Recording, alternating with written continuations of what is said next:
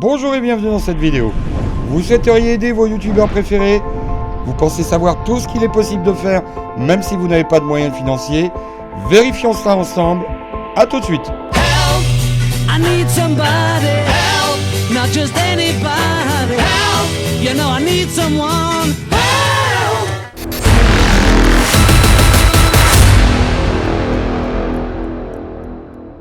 Restez jusqu'à la fin de cette vidéo. Je vais vous donner une astuce gratuite, facile, utilisable par tout le monde et qui peut nous aider à un point inimaginable. En attendant, on va faire le tour de toutes les possibilités qui existent et que vous pouvez utiliser. On va commencer par les bugs YouTube et pour ça, je passe la parole à Absol Vidéo.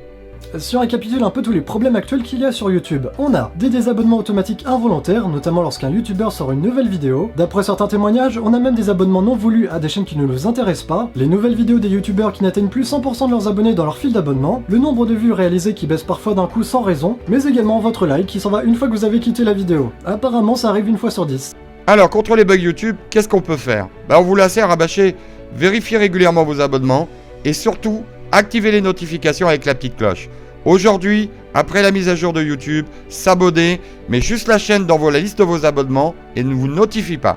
Les likes et les commentaires, maintenant, vous connaissez tous. Mais est-ce que ça marche? Prenons l'exemple de la vidéo d'Absol. 4 jours dans le top tendance, grâce aux très nombreux débats qui ont eu lieu dans l'espace commentaire et le nombre très important de likes. En fait, et c'est très important, la différence entre le nombre de likes et commentaires de cette vidéo par rapport aux chiffres habituels de ces autres vidéos. Mais on rentrera plus tard dans les détails et je laisse de nouveau la parole à Absol. Et c'est là où je me dis, merde, mais en fait si depuis mes 6 ans sur YouTube, je vous avais demandé des pouces bleus à chaque vidéo, j'aurais peut-être à l'heure actuelle le triple d'abonnés et de vues. C'est pas mon objectif principal sur YouTube, mais on va pas se mentir, ça fait toujours plaisir d'avoir plus de personnes qui s'intéressent à ce que vous faites. Est-ce qui me donne une transition vers faut-il demander des likes? Et Seito Keba, comme d'autres, me reproche mon changement de politique. Bon, c'est purement personnel, mais j'aime moins tes vidéos, Lord.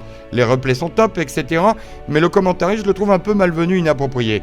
Et d'un Lord qui revendiquait qu'il ne quémanderait jamais un like, car si vous aimez mon contenu, vous likerez par vous-même, on est passé à un Lord qui nous rappelle sans cesse de nous abonner, commenter, liker, regarder la vidéo entièrement, gna gna gna, en prétextant des bugs de YouTube, qui sont bien réels, certes. Mais bref, on les connaît les algorithmes de YouTube, on n'a peut-être pas besoin de se le faire rabâcher sans cesse. S'ensuit une série de compliments. Merci Seito.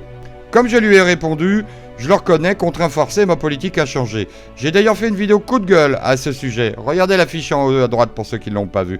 Mais comme Absol, je n'ai pas l'impression de mendier.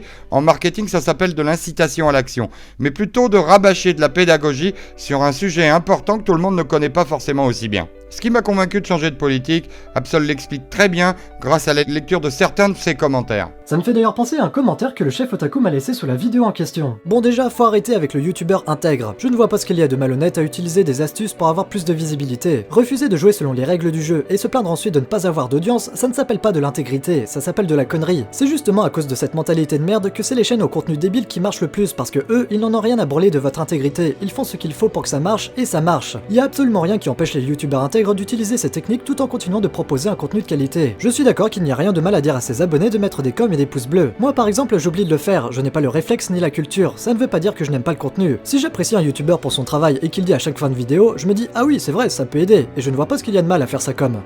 Mikey a raison, je reviens vite fait là-dessus, c'est important pour ceux comme moi qui ont une communauté plus mature.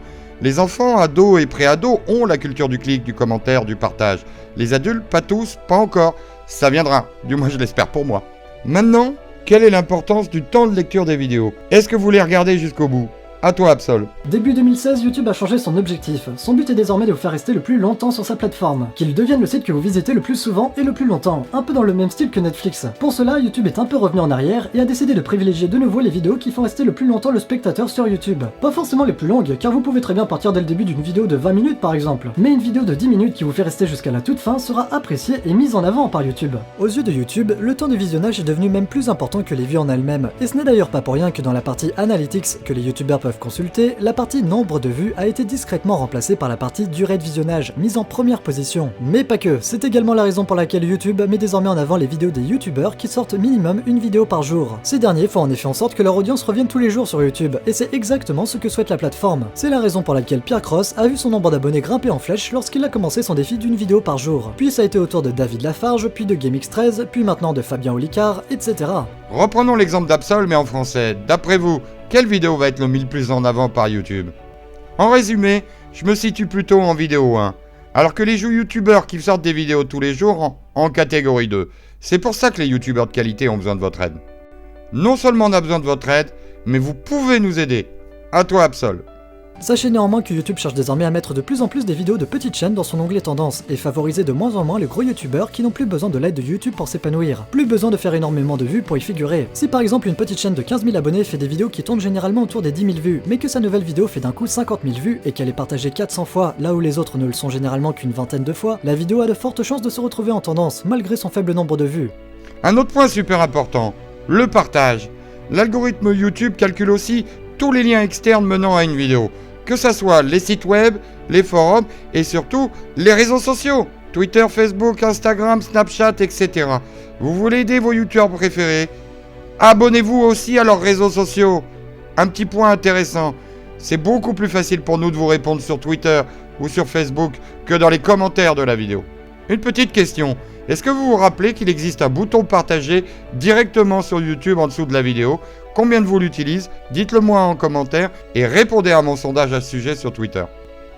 Vous pouvez aussi faire de la pub pour vos youtubeurs préférés, en parler autour de vous, dans votre clan, à vos copains, collègues, tous ceux qui jouent à Clash, leur demander s'ils sont abonnés ou pourquoi s'ils ne le sont pas, en parler dans le général si vous le fréquentez. Vous pouvez aussi répondre à une question en parlant d'une vidéo qui y répond. Bref, ne négligez pas cet aspect. Ce qu'on appelle le bouche à oreille fut longtemps la pub la plus importante. Gardez encore un peu de patience.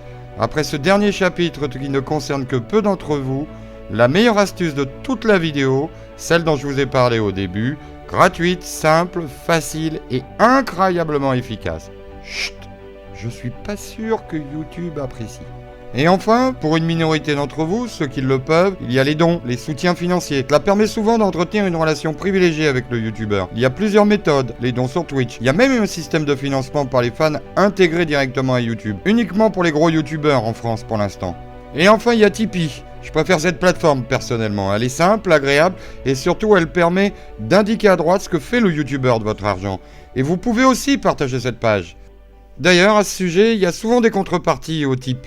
Dans mon cas, une guerre VIP amicale mensuelle, en live et en vocal, ainsi que ma sincère et profonde reconnaissance, spéciale dédicace.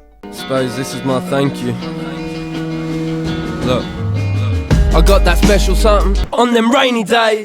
This my thanking you for your support. You're the reason why I made it, so I owe you more.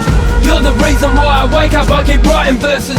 You saved me, so I'm just hoping it goes vice versa. This my thanking you for your support. You're the reason why I made it, so I owe you more. 1000 milliards de merci à vous tous, vraiment, sincèrement. Je laisse maintenant Tipeee vous expliquer. Tipeee a pour objectif de généraliser l'usage du tip, le pourboire, sur Internet. Le principe est simple. De la même manière que vous pourriez donner 1 ou 2 euros à un musicien que vous appréciez dans un restaurant, vous pouvez tiper un créateur que vous aimez pour le soutenir dans son travail. Ainsi, le créateur peut continuer à créer dans de bonnes conditions, voire même vivre de sa passion. Grâce à Tipeee, vous soutenez concrètement les créateurs qui le méritent. Vous favorisez les contenus de qualité en valorisant les créations pour ce qu'elles sont, et pas uniquement pour l'audience qu'elles font. Et vous contribuez à faire d'Internet un espace de création, de liberté et d'indépendance.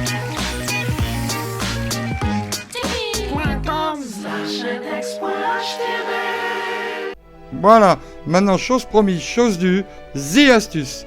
Vous vous rappelez mes explications et celles d'Absol sur le watch time, la durée de lecture et votre temps passé sur YouTube? Comment simplement, facilement et gratuitement augmenter ce temps passé sur YouTube pour votre youtubeur préféré sans phagocyter votre temps libre. Simple. Avant d'aller vous coucher, vous branchez votre ordi, votre tablette ou votre smartphone, vous coupez le son et la mise en veille. Il ne vous reste plus qu'à lancer sa playlist la plus longue. Bonne nuit à vous et merci beaucoup.